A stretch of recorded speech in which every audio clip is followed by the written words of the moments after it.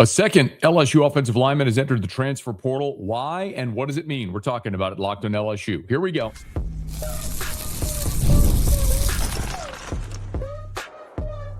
You are Locked On LSU, your daily podcast on the LSU Tigers. Part of the Locked On Podcast Network, your team every day.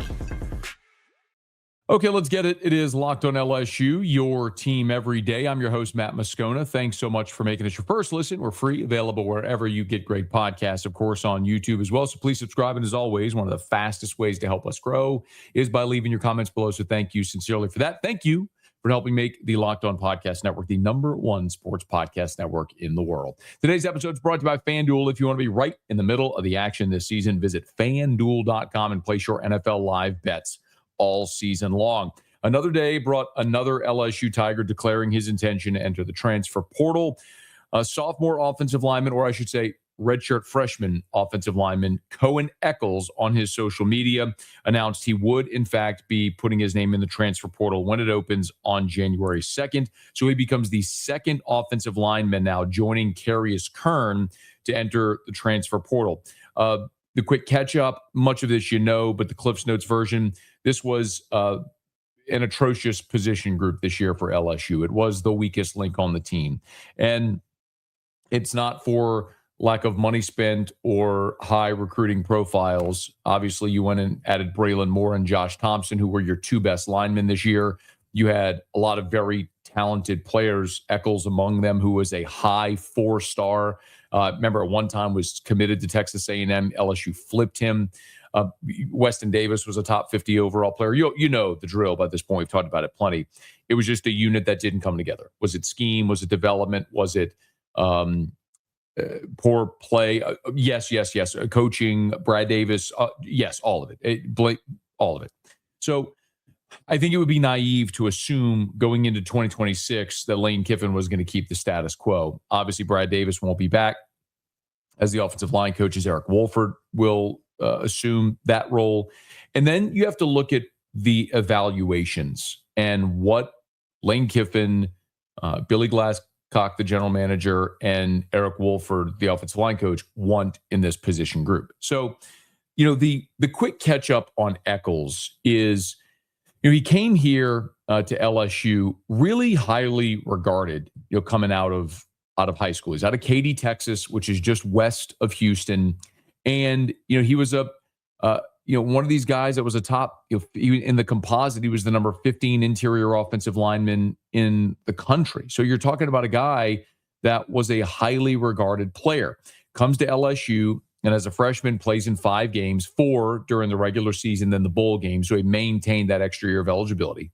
And then this year as a sophomore, he plays in all 12 games with 7 starts. So he got his first start against South Carolina and started every game after that, which he appeared. So he started the last 7 games of the regular season.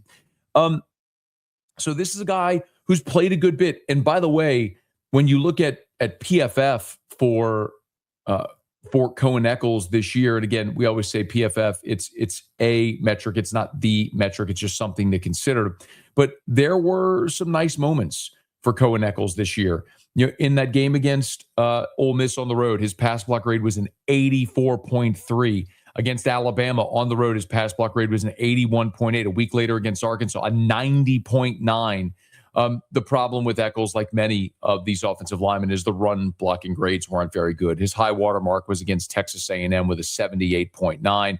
But other than that, he never scored higher than the 65 that he did against South Carolina. But that day against South Carolina, his pass blocking grade was a putrid 24. So it was an up and down season at times for Eckles, but a guy that was really getting his first real extended action. But what's interesting about Eckles is you got to remember what's happened the last 2 years on the offensive line. So remember, in 2024, LSU had the 4 returning starters, right? You had Will Campbell and Emory Jones at tackle. You had Garrett Dellinger and Miles Frazier at guard. Well, you needed to replace your center. Coen Echols projected as a center, but he was a true freshman. So instead of playing the true freshman, LSU played DJ Chester there. And Chester was one of the highest regarded prospects in the class of 2023. So a year ago in his second season in Baton Rouge, Chester started every game at center. And he was the weak link because he's not a natural center. We've talked about it plenty. But the coaching staff made the decision to play Chester, who was a little more experienced, over Eckles, the true freshman, at center. But Eckles, I mentioned, played 5 games a season ago. One of them was in the bowl game where he played right guard, and then one of them was exclusively on special teams. The other 3 were all games where he got reps at center behind DJ Chester. When Chester went out, Eckles went in. He was your second center in 2024. So coming into 2025, the thought was, okay, well, is Eckles going to be, if Chester moves to a more natural spot, does Eckles play center? Well, LSU went in the transfer portal and added Braylon Moore, who was the best center in the portal and became your best offensive lineman this year. So for Eckles and Chester, they were basically relegated to trying to find reps at other positions. And what ultimately happened with Chester is he became LSU's 6th man. If somebody went down, he was sort of the next man up. He played left tackle in the opening game against Clemson. He played center. He played right tackle. We saw Chester play all over the line. And so for Eckles, because he wasn't going to be in line to start at center, as fall camp was going on, it was Eckles and Paul Mabenga battling for the left guard job. Now, remember, go back a season ago as we tie all this together. Go back a season ago, 2024. Garrett Dellinger, long-standing starter at left guard, gets injured against Texas A&M, misses the remainder of the season. Well, Paul Mabenga started the rest of the season at left guard. So it stood to reason that coming into this season, Mabenga being the incumbent was going to be your starting left guard. And that's how the season started until week 5 against South Carolina when Eckles overtook him and started the rest of the season. So Eckles is a guy that is a natural center. Just when you contrast Eckles and DJ Chester, for example, Eckles they have him listed at 6'4", 315, which might honestly be a little generous. I don't think he's quite 6'4". But you look at DJ Chester, who is a mountain of a human at 6'6", 315, who's might be closer to 6'7". I think he's bigger than 315. So the point is, Eckles is a more natural body type for center. And it looks, as you project next year with Braylon Moore coming back from injury to play in the bowl game, there hasn't been a decision made yet. But Braylon Moore did not participate in senior day activities. He has another year of eligibility remaining. And I'm certain that Lane Kiffin and the staff are putting a focus on Braylon Moore returning for his 5th year senior season in 2026 to be LSU starting center. If he does that, then that means Eckles would have to be battling for a guard job again if he came back. And I'll tell you again, what I've said several times here, we've talked about these LSU guys that have gone in the portal. With every conversation I've had with people in and around and familiar with the program, the portal, the board that Lane Kiffin and Billy Glasscock are putting together, LSU has not yet seen a player enter the transfer portal that they either wanted to keep or wanted to keep at the same price as the 2025 season. So to say it another way, the players that have entered the portal either were not asked to return or were offered the opportunity to return for less money than they got this year. So some of those players are looking at a lesser opportunity thinking, okay, well then I'll just go test the waters in the transfer portal. So I think we look at this and we say, man, you'd love to keep Carius Kern. By the way, I've also told you here, I have been told Carius Kern is open to returning to LSU. He's playing in the bowl game, by the way, and he is open to return to LSU. A lot of these guys are going to declare for the portal to see what the market is like for them. But in any event, that unit was so bad in 2025 that it's hard to just imagine anyone other than Braylon Moore would have a job solidified. So these evaluations are going to happen with this new staff to determine who they want to keep. And listen, you've got options here because you've got guys like Tyree Adams and Weston Davis and Paul Mabenga and DJ Chester and then Kern and Eckles, who are now in the portal. But you got these guys who have played a good amount of football. They're experienced SEC players. Now they didn't play particularly well this year, but they are experienced players. So do you want to return that experience or do you just go in the portal and add bodies? Now, my assumption here is that they are going to go in the portal and add at least a guard and a tackle, at least one guard and one tackle with key starting experience. And if you return Braylon Moore and you add a starting guard, starting tackle, then everybody else who's back competes for those other two jobs. And we'll see how the chips fall. But for now, Coen Echols becomes the second offensive lineman to jump in the transfer portal. Very likely, I would assume, going to seek an opportunity somewhere where he could play his more natural position at center, which may be a great sign for LSU if, in fact, that means Braylon Moore is returning. So with now all the talk about LSU players who have declared their intention to go in the portal, what about players LSU might be targeting? I have a few that I'd like to discuss next. Locked on LSU, your team every day. NFL Sundays move fast. One big play and suddenly everything feels different. That's what makes live betting with FanDuel so exciting. You're not just watching the game, you're reacting to it in real time. And if you're going to be watching the NFL on Christmas Day, you might as well be betting on it as well so you can keep it even more fun. With FanDuel, you can place bets as the action unfolds with every drive, every momentum swing, every highlight moment. And live betting is best when the game starts to shift. When a receiver gets hot, a defense tightens up, the momentum flips after a turnover. It's when you see real line movement, you can get great value, and FanDuel lets you jump into those moments. Live spreads and money lines adjust instantly. Player props update as guys heat up. You can bet next touchdown scores, drive results, totals, and so much more. It keeps you locked into every snap, every drive, every possibility. So if you want to be right in the middle of the action this season, visit FanDuel.com and place your NFL live bets all season long. FanDuel, the game moves fast, and so can you. Today's show is also brought to you by Our Lady of the Lake, championship health partner of LSU Athletics. You know, when Baton Rouge calls, champions answer.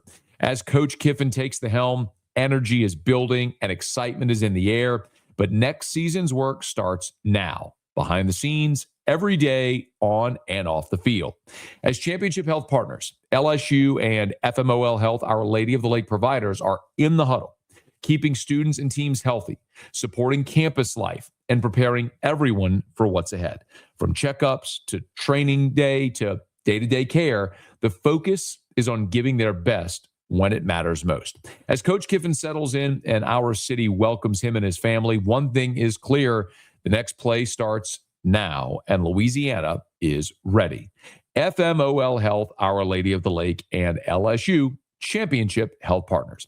Learn more at ololrmc.com/LSU.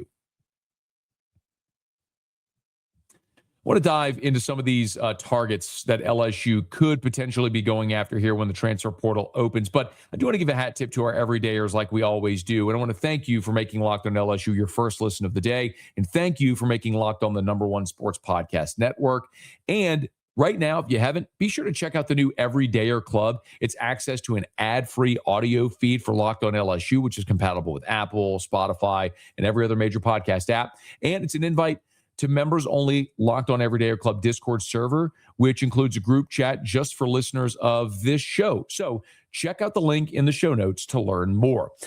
We're keeping an eye on, obviously, all the LSU players that have declared their intention to leave LSU, but what about potential targets? Well, one that we talked about in our previous episode, and shout out to our everydayers who heard it, we did talk about Dylan Stewart, the great edge rusher from South Carolina, who, when he was coming out of high school 2 seasons ago, was a consensus 5-star prospect, meaning all of the scouting services rated him as a 5-star, and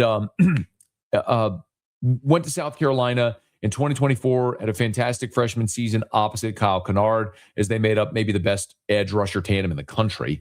And then this season, it statistically mirrored his freshman year. It just wasn't a very good year for South Carolina. Well, we know that Sterling Lucas, the South Carolina defensive line coach or defensive run game coordinator, has been hired by LSU as the defensive line coach now.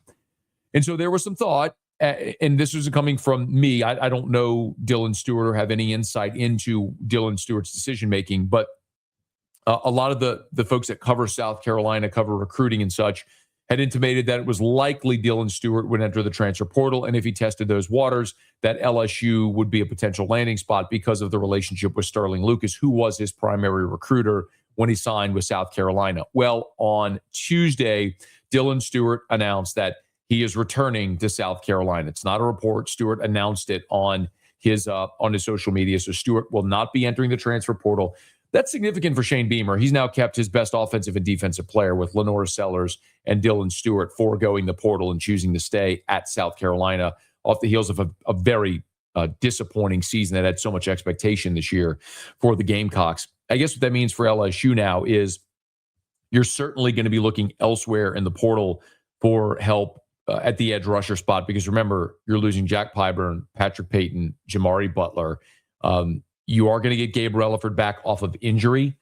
And then you've got some of those young guys who gave you some depth, like Dylan Carpenter, Kalaj Cobbins, Dame Shanklin, Lamar Brown, the 5 stars coming in. And as I mentioned before, Lamar Brown did tell me on my radio show that he's being recruited by LSU to play the edge position, at least from the former staff. And that former staff is still Blake Baker and Kevin Peoples. So I'm going to assume that's where he would slot in. But you better believe that LSU is going to go look in the portal for key impact transfer additions at that edge rusher spot. The other spot, aside from the obvious offensive line, where LSU is going to have to go add some experience, is at wide receiver. There's 2 names that I want to mention to you, because remember, you're losing Aaron Anderson, you're losing Xavier Thomas, you're losing Chris Hilton from that group as well. You're losing Barrion Brown, who was your leading receiver this year, transferring in from Kentucky. So you're losing a lot of depth and experience in that room. Now, Nick Anderson could return, and you've got some really talented young players. Kyle Parker. I think LSU fans are going to love some of these young guys like Teron Francis when you actually get a chance to see him get his opportunity, but they're unproven. And one thing that's very clear, especially with that room, with the receivers with Lane Kiffin, is he knows from a skill set standpoint what he wants in his receivers. He is looking for dudes that check the boxes of what he wants in the at that, which is the example I'll continue to give and I'll probably say over and again is Kenny Darby. I mean, Kenny Darby was one of the highest rated receivers in the country. He's from Shreveport, some airline in Bossier, and had been committed to LSU solidly. He passed on overtures from Alabama and others to stay committed to LSU. Lane Kiffin takes the job, and within a day, Kenny Darby is decommitted from LSU because he didn't have a spot. He was processed out of the class. He wasn't the style of receiver that Kiffin wants. So, we've seen other guys already, 3 receivers already currently from this roster enter the transfer portal, and then you got those other 4 that are out of eligibility. So, Jelani Watkins is a guy, the speedster, the track star who's going to be entering the transfer portal. Point is, Lane Kiffin's going to have to go ahead, guys, and keep an eye on Draylon Miller and Omarion Miller, 2 receivers from Colorado who are interesting for different reasons. So, Draylon Miller, coming out of high school, was a 3-star, but LSU was hot after him.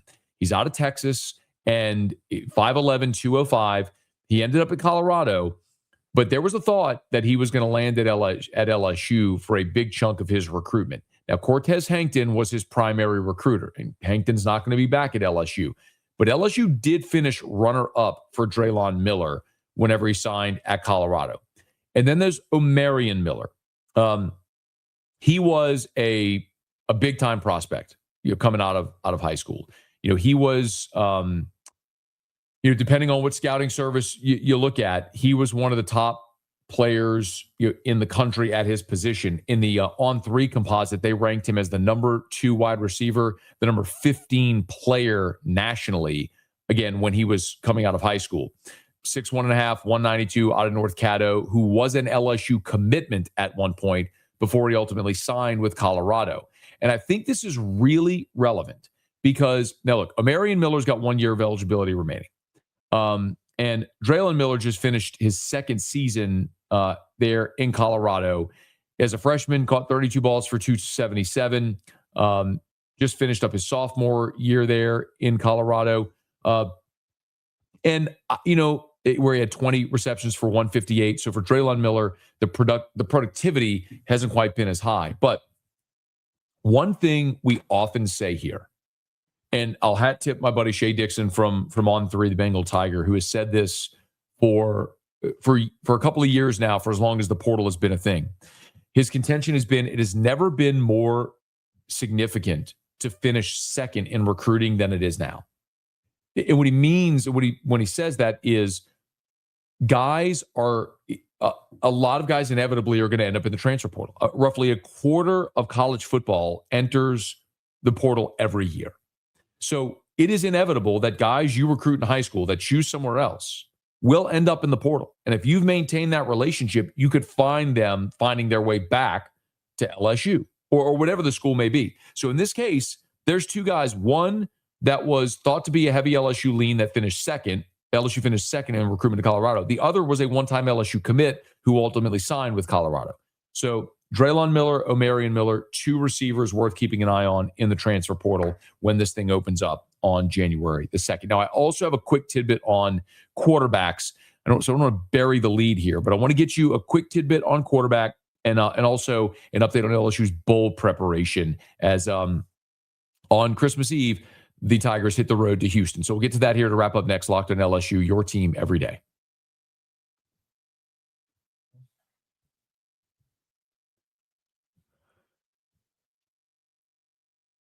I know everybody is curious who LSU is going to land at quarterback, and there's been so much chatter around Sam Leavitt from Arizona State. And I'll continue to say that I'm not in any way ruling that out. I'm not pounding the table saying that's not a thing. I'm just telling you the same way that I've told you forever about the Coach O conversation. I just haven't had anybody at LSU in any type of official capacity tell me that Leavitt is the guy they're targeting. What I can tell you that I was told, a tidbit, maybe a little scoop that I can pass along to you, is that I know LSU representatives have been in touch with DJ Lagway's representatives. Now, that doesn't necessarily mean that there's an offer. It doesn't necessarily, I mean, of course, why wouldn't you be in touch with DJ Lagway's representatives? What I can tell you also in relaying that conversation is that LSU is not ready to take a commitment from a quarterback out of the portal yet.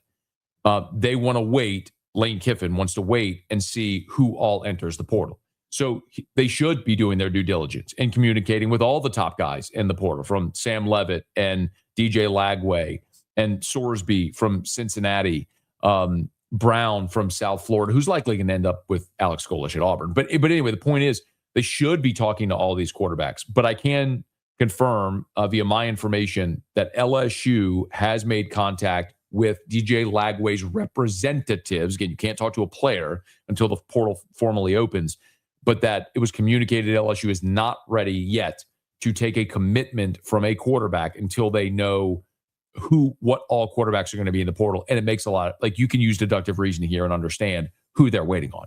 They're waiting on what's going to happen with Trinidad Chambliss. And whatever happens with Chambliss, maybe a domino effect to Austin Simmons.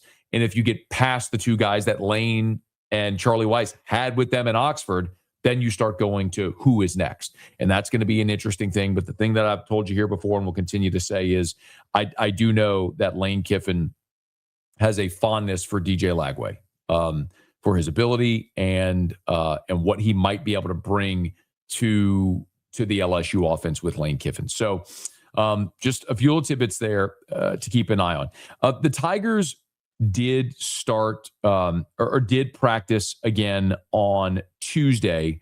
So Monday, remember they had the weekend off. Monday was a lift day and film and things like that. On Tuesday, they were back on the practice field for a workout. On Wednesday, they're going to practice again on Christmas Eve before they basically get showered, packed, and then head off to Houston. So they will go they will be traveling to Houston for the Texas Bowl on Christmas Eve. Now, a few other tidbits. The LSU coaches who are working with Ole Miss headed back to Oxford on Tuesday. So they got here again over the weekend after the bowl game on Sunday. So they worked Sunday, Monday. Tuesday went back to Oxford to be able to spend Christmas with their family. Then they'll return to work with Ole Miss on the 26th. So any movement of the LSU staff members to Ole Miss will come after the Texas Bowl. And I think, like we know, Frank Wilson is obviously chief among them, and there could very well be more. So again, the Tigers will practice on Christmas Eve, late morning. Their flight is set to arrive at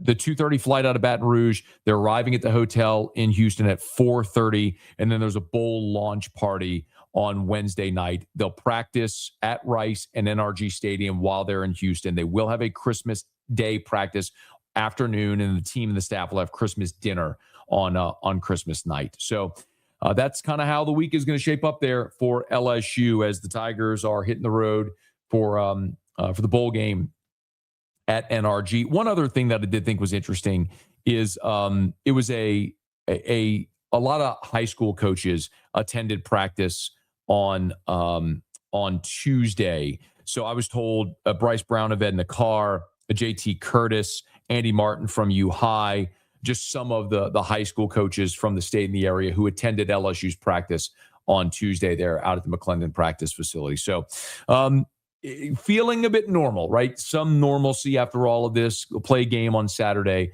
and then all the attention turns to the new staff getting back after Ole Miss is eliminated from the college football playoff and getting cranked up for the transfer portal open on January 2nd, which will be just a massively significant day for the 2026 season and for the future of the LSU football program. Okay, y'all, that's just about going to do it for us here. Thanks again for making Locked On LSU your first listen of the day. And thank you for making Locked On the #1 sports podcast network. If you haven't already, please go check out our new Everydayer Club. You get access to an ad-free audio feed for Locked On LSU, compatible with Apple Podcasts, Spotify, and every major podcast app. You get an invite to the members-only Locked On and Everydayer Club Discord, which includes group chat just for listeners of this show. So tap the link in the show notes to learn more. And as always, we appreciate you so much for hanging out with us here. Certainly, I won't be the first, but let me be the latest to wish you and yours a very Merry Christmas. I hope you have a super safe holiday. I'm still doing shows, so even though it's a holiday, if you need to steal away from your crazy aunt and uncle for a little while, I love my aunts and uncles. None of them are crazy. We'll be here for you on Locked On LSU all throughout the holiday week and beyond. So we thank you for being here with us. So please subscribe on podcast or on YouTube and let a friend know if they love the Tigers. We got you here every single day for Locked On LSU. It's your team every day.